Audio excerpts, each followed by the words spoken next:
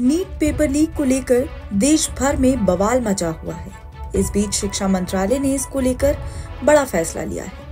NEET परीक्षा 2024 में कथित गड़बड़ी की जांच सीबीआई को सौंप दी गई है। इससे पहले यूजीसी एनईटी एग्जाम की जांच सीबीआई को सौंपी गई थी। जानकारी के मुताबिक छात्रों ने सुप्रीम कोर्ट में याचिका दायर कर सीबीआई और ईडी जांच की मांग की थी।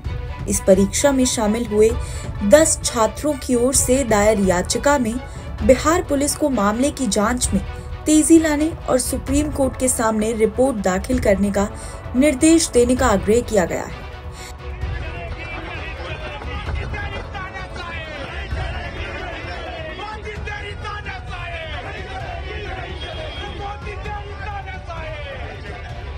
याचिका में कहा गया है कि याचिकाकर्ता परीक्षा रद्द होने के परिणामों से पूरी तरह वाकिफ है, लेकिन उनके पास कोई दूसरा विकल्प नहीं है। याचिका के मुताबिक वर्ष 2024 की नीट यूजी परीक्षा में कई अन्य गड़बड़ियां भी सामने आई थी। खासकर उम्मीदवारों को समय पर प्रश्न पत्र उपलब्ध कराने में अधिकारियों की ओर से घोर लापरवाही बरती गई। याचिका में कहा गया है कि कुछ जगहों पर प्रश्न पत्रों को गलत सेट वितरित किया गया और बाद में वापस मांग लिया गया।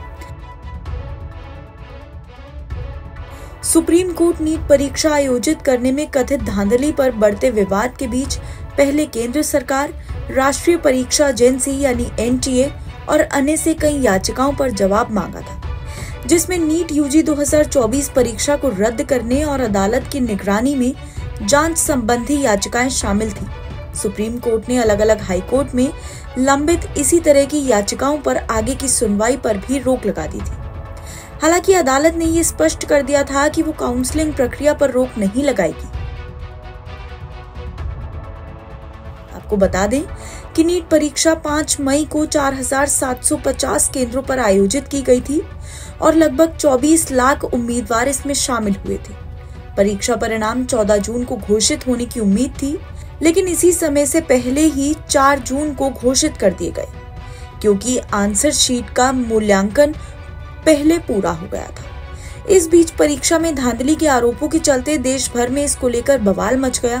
कई शहरों में विरोध प्रदर्शन हुए और विपक्ष दल मोदी सरकार पर हमलावर हो गए। नौटंकी क्यों कर रहे हो? धर्मेंद्र प्रधान दोषी हैं। धर्मेंद्र प्रधान दोषी हैं, प्रधानमंत्री दोषी हैं। उनकी चुप्पी आपराधिक है। नेट का एग्जाम कैंसिल करना पड़ा। नीट में आप एक आधारहीन मसालेदार स्टोरी बना रहे हैं गेस्ट हाउस बुकिंग की, मतलब, और उसके बाद कह रहे हैं सरनेम यादवेंदु, तो नीरव मोदी और माननीय प्रधानमंत्री नरेंद्र मोदी जी रिलेटेड है। अब करो रिफ्यूट। मतलब एक तौर तरीका होना चाहिए, कार्यशैली में गंभीरता होनी चाहिए। लाखों बच्चे सड़क पे हैं और आप गेस्ट हाउस की हॉन्टेड स्टोरी बना रहे हो। एक आप कमजोर दिख रहे हो, बेईमान दिख रहे हो। आपको फौरी तौर पर इस परीक्षा को कैंसिल करके तमाम अपराधियों को बेनकाब करिए और एनटीए नाम की जो संस्था बनाई, जो सिवाय टेस्टिंग के सब कुछ करती है, उसको उठा के बाहर फेंकिए। बिहार बीजेपी भी लगातार तेजस्वी जी पे ही हमला कर रही है सर। विजय सिन्हा हो, नहीं, विजय सिन्हा जी हो, कोई हो, उनके पास है क्या भाई? क्या है आधार? कुछ भी बोल देंगे। और जो हमला कर रहे हैं वो तो सीधे धर्मेंद्र प्रधान जी को चुनौती है, तो इस्तीफा दो। उन्होंने तो क्लीन चिट दिया था ना। बिहार बीजेपी, ईमानदारी से कहो, सब चुप है ना। आरक्षण की जो पहल थी हमारी, उसको हाईकोर्ट ने रद्द कर दिया। सबके मुंह पे ताला है। हमारे लिए वो भी उतना महत्वपूर्ण प्रश्न है जितना नीट का। उसके लिए भी हम सुप्रीम कोर्ट जाएंगे अगर सरकार नानुकुर करती रही संविधान विरोधी और आरक्षण विरोधी चरित्र के हिसाब से। रही बात बीजेपी के लोगों को, एक कागज पकड़ा करके, कल तो हमने भी कई सारी तस्वीरें जारी कर दी, अभी और होगा, इंतजार करिए। बड़े बड़े चेहरे बेनकाब होंगे, क्योंकि नीट के पैसों में जो ये घपला हुआ है नीट का, उसकी कई चुनावों में उसके इस्तेमाल की भी खबर आ रही है। कुछ दिनों में आप ही की तरह कोई न कोई पत्रकार सब कुछ सामने ले आएगा।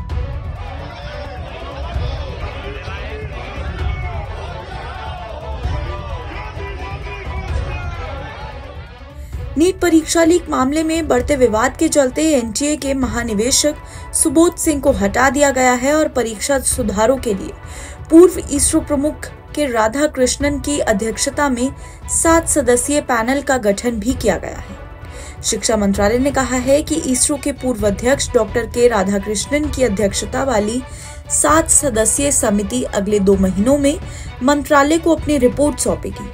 एनटीए के जरिए से परीक्षाओं के पारदर्शी, सुचारू और निष्पक्ष संचालन को सुनिश्चित करने के लिए शिक्षा मंत्रालय ने परीक्षा प्रक्रिया में सुधार, डेटा सुरक्षा प्रोटोकॉल में सुधार और राष्ट्रीय परीक्षण एजेंसी की संरचना और कार्यप्रणाली में सुधार को लेकर विशेषज्ञों की एक उच्च स्तरीय समिति का गठन किया।